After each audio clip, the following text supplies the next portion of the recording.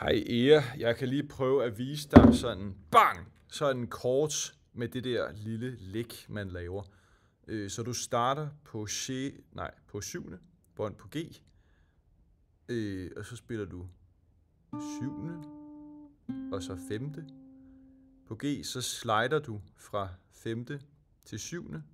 på D som Dorte, og så spiller på 5. på G, og så tilbage på 5. på D, og så på 3. Ja, nu skal jeg lige spille det for at forstå sammenhængen. Så det siger ba da da da do do do do do do do. Så på 7. på D, og så på 5. på 3. og så på 5. på A, og 3. på A.